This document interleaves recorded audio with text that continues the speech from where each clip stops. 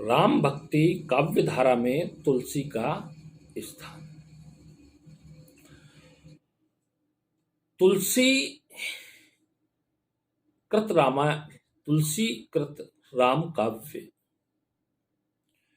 में जो मर्यादाएं, समन्वय तथा लोकमंगल की धारणा प्रस्तुत हुई, वह भक्तिकालीन अन्य किसी ग्रंथ में दुर्लभ है। रामचंद्र शुक्ल अपने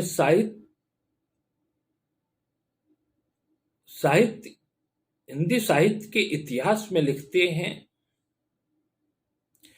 जैसे वीर गाथा काल में कवि उत्साह और भक्ति काल के दूसरे कवि प्रेम और ज्ञान को अलंकार काल के कवि दाम्पत्य प्रणय श्रृंगार को महत्व देते हैं। वहीं तुलसी की वाणी पहुंच मनुष्य को सारे भावों और व्यवहारों तक, एक और तो वह व्यक्तित्व साधना के मार्ग में विरागपूर्ण शुद्ध भगवत भक्ति का उपदेश करती है, दूसरी ओर लोक पक्ष में आकर पारिवारिक और सामाजिक कर्तव्य का सौंदर्य दिखाकर मुग्ध करती है। तुलसी की भक्ति दास्य भाव की है। कवि अहम को नष्ट करते हुए तुलसी ने इन पंक्तियों का प्रणयन किया है। कवित्व विवेक एक नहीं मोरे। ऐसे उदाहरण हमें कवि सूर, जायसी आदि के काव्यों में भी देखने को मिलते हैं। यहां कवि अपने अहम को नष्ट करके ईश्वर भक्ति में लीन होना चाहता है तथा अपने कवि चरित्र को भी नकार दे रहा है। तुलसी ने गृहस्थ भारतीय जनता के समक्ष एक ऐसा ग्रंथ रामचरितमानस के रूप में रखा है जो सबके लिए सहज ग्राह्य है तथा सिया राम की भक्ति के लिए किसी विशेष मत, पंथ, साधना की आवश्यकता नहीं, जिसे ज्ञानी अज्ञानी दोनों सहज रूप से प्राप्त कर सकते हैं। तुलसी का भक्ति भाव निर्गुण व सगुण का भी भेद समाप्त कर देना चाहता है और वे कहते हैं, सगुनई अगुनई नहीं कछु भेदा, गावई गुनी पुराण बुध वेदा, गावई मुनि पुराण बुध वेदा। तुलसी राम को पूर्णतः अवतार के रूप में देखने के पक्ष में, अवतार रूप में देखने के पक्ष में नहीं है। उनमें मनुष्यत्व भी देखना भी नहीं भूलते। वाल्मीकि रामायण के ही अनुसार उन्होंने बाली वध राम से छिपकर ही कराया। इस प्रकार इस रूप में वे राम के मानव रूप को सशक्त आधार देते हैं, अन्यथा संपूर्ण राम काव्य ऐतिहासिक काल्पनिक या काल्पनिकता का बोध कराता नजर आता।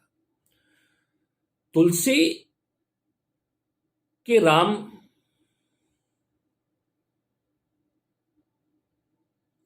काव्य से पहले सूरदास कृष्ण काव्य को अपनी रचनाओं द्वारा संपन्न कर चुके थे।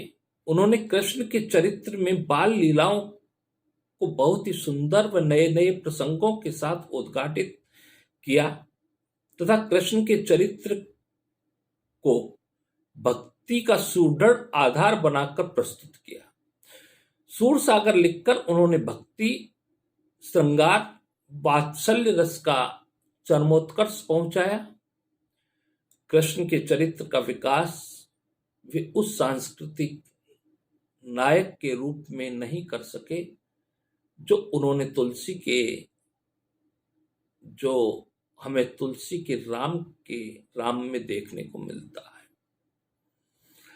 आदर्श पुत्र, आदर्श भाई, आदर्श पत्नी, आदर्श मित्र, आदर्श शासक, गृहस्थ, जीवन के लिए भक्ति का ऐसा आधार चाहिए था जो राम जैसे भाव नायक का असाध्य रूप ही भारतीय समाज के लिए प्रेरणादायक सिद्ध हुआ।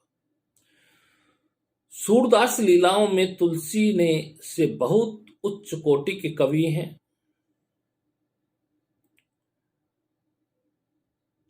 किंतु वे बाल लीलाओं व गोपियों के साथ कृष्ण की श्रृंगार रस की अटखेलियों, किसी भी आराध्य चरित्र की संपूर्ण जनमानस के हृदय में बैठाना अप्राप्य ही सिद्ध होगा। भारतीय जनता के हृदय का हार तो वही हो सकता है जो मर्यादा, समन्वय, गृहस्थ जीवन की आकांक्षाओं पर खरा उतरे, जो लोगों के जीवन में एक स्फूर्ति पैदा करे, उनकी निराशा को आशा में पल्लवित कर दे। ऐसा करने में तुलसी के राम उत्कृष्ट उदाहरण के रूप में हमारे सामने उपस्थित होते हैं। राम भक्ति काव्य परंपरा की सबसे बड़ी विशेषता यह है कि इसमें प्रचलित सभी रचना पद्धतियों में काव्य रचना मिलती है, जिसे प्रबंध, मुक्तक, गीतिकार, नाटक आदि। दूसरी ओर कृष्ण काव्य में मुक्तक की ही प्रधानता है मिलती है। कृष्ण लीलाओं का हृदय गीति काव्य की विशेष रूप से रमा। रामस्वरूप चतुर्वेदी लिखते हैं, तुलसीदास की विलक्षण प्रतिभा इस बात में है कि उन्होंने भक्त और रचनाकार की भूमिकाओं का एक साथ सफल निर्वाह किया। भक्त मूलतः देवी शक्ति के किसी स्वरूप में आस्था रखता है, जबकि रचनाकार अपनी आस्तिकता नास्तिकता के बाद एक मूलतः यही किया कि धर्मनिरपेक्ष कर्म में प्रवृत्त होता है। इस रूप में भी उनका काव्य सर्वोत्तम प्रतीत होता है। तुलसी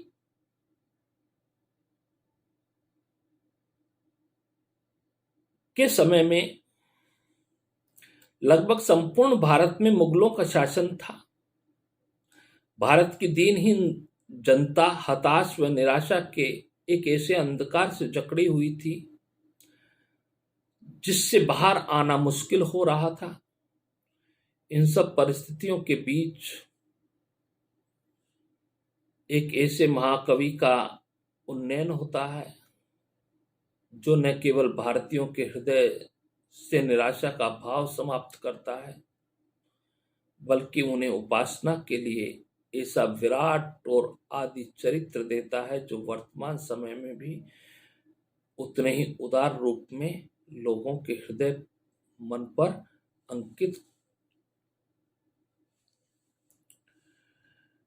अंकित है जितना उनके समकालीन था।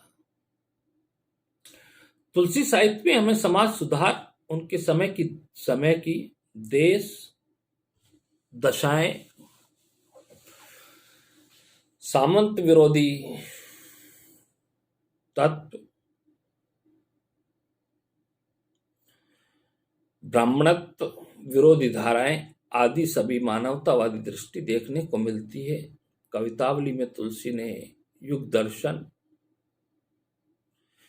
राजनीतिबद्ध मात्र न होकर बहुत व्यापक दिखाई पड़ता है।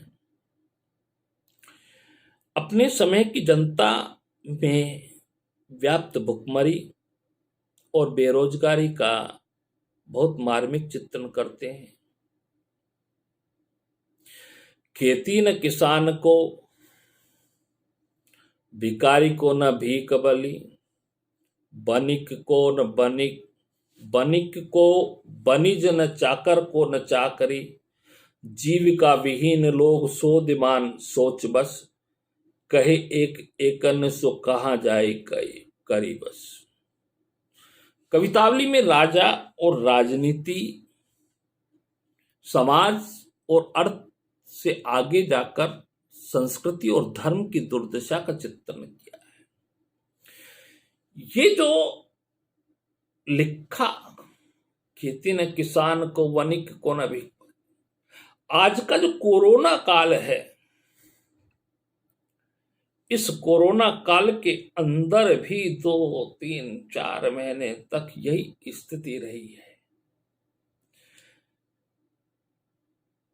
कई लोगों की नौकरियां चली गई, कई लोगों को नौकरियों से पगार नहीं मिली, कई लोगों को नौकरियों की तनख्वाह नहीं मिली, कई लोगों को नौकरियों की तनख्वाह कट रही है।